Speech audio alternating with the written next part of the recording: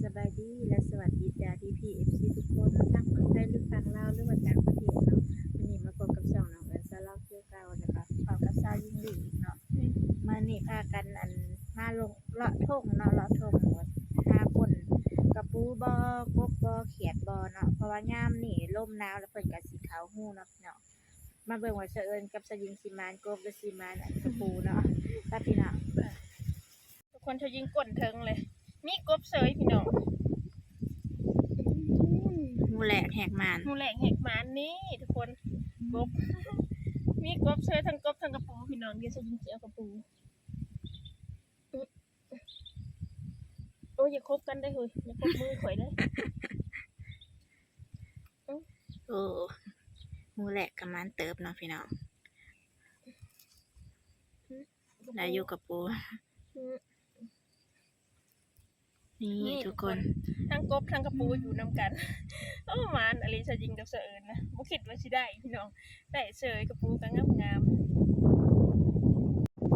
ยางมากทั้งนี้นะพ่อหูที่รอห่างสะยิงก้นสะยิงเพิ่นว่าพ่อเขียน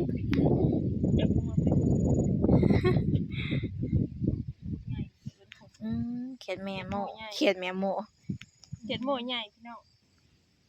คันเห็นเกี่ยงๆแล้วขุดแล้วมีเขียดทุกคนหูที่รอห่างเนาะเขียนสีขาวไปตอนนี้ก็เลาะมาหอดอันหน้าเหือสะเอิญนอนหน้าทีเฮ็ดหัวไว้แล้วก็เอาแม่เอางัวขามาเนาะหัวที่เอางัวขามาเมียนอันนี้คือสิเป็นไห้ตะกะสะเอิญแต่ข้าวอันตกกะและลกกะออกหมดแล้วอันนี้ก็มีแต่กบพักกันแยงพี่น้องป้าเต็มหมดเลย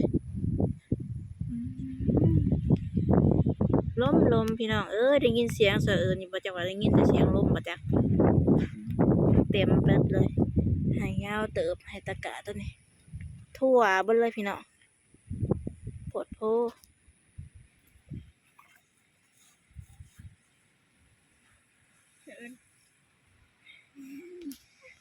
สยิงแล้วขับไปนั่งเลยนี่อันนี้ก็เป็นน้องกันที่หน้าตรงนี้เนาะน้องไปข้าวสยิงมางมหมักน้อยนะพี่น้อง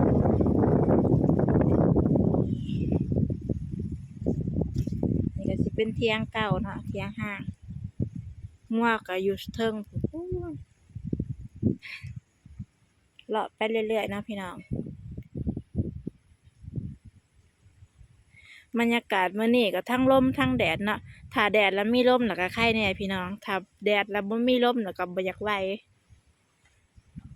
ท้องฟ้าแจ่มใสดี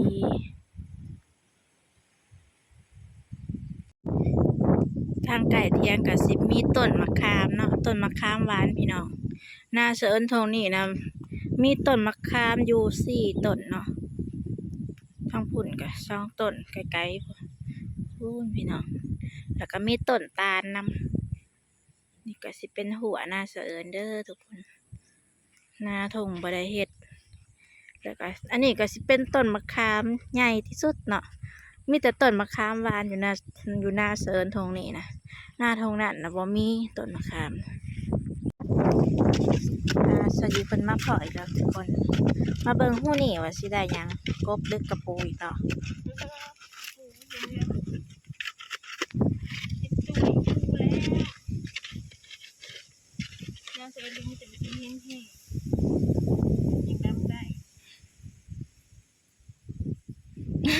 กระปูก็จนเบิ่งบ่อยากออก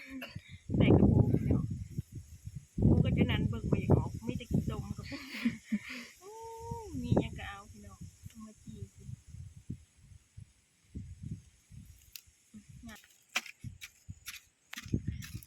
เบิ่งอีกหู้ที่2เนาะให้นี่ป้าหูปักใหญ่นี่จักว่าสิมีกบบ่จักสิมีกบบ่มีแต่ว่า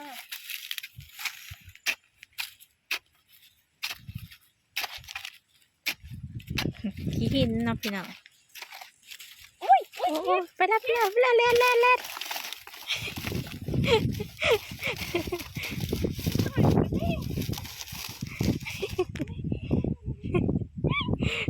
ใส่เสื้อพี่น้อง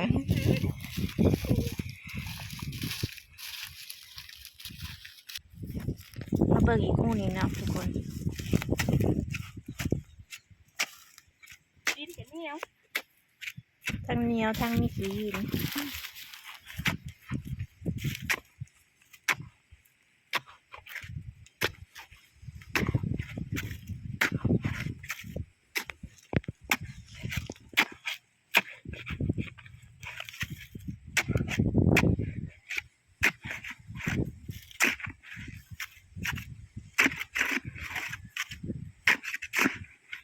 ฟางก็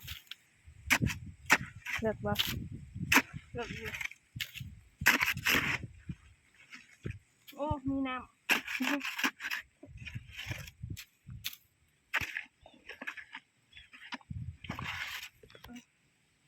เห็นแบบมันเจอ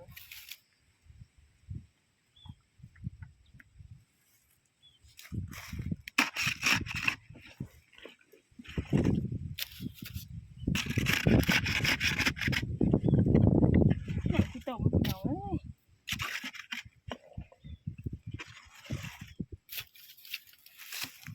เดี๋ยวจะยิงสิจกเบิ่งแกะเสียที่ยาก่อนเด้อก่อนสิจก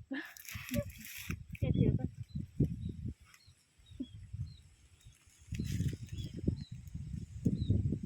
จกมันก็อีปู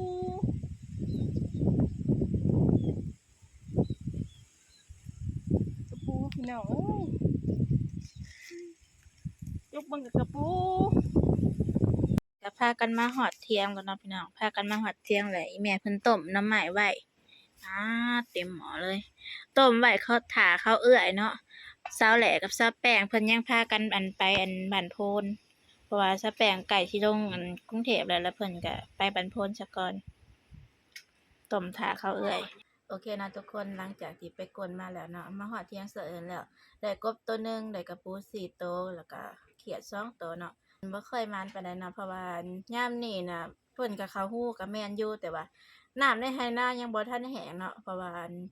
อยู่น้ำในไหนาบ่ทันแห้งแล้วเพิ่นนั้นสิอยู่ไหนาคือเก่าถ้าผู้ใดมักก็อย่าลืมฝากกดไลค์กดแชร์กดติดตามแล้วกดกระดิ่งเพื่อแจ้งเตือนเนาะแล้วก็เป็นกำลังใจให้สองสาวนี่เด้อจ้าสำหรับมื้อนี้กราบสบายดีและสวัสดีจ้าบ๊ายบาย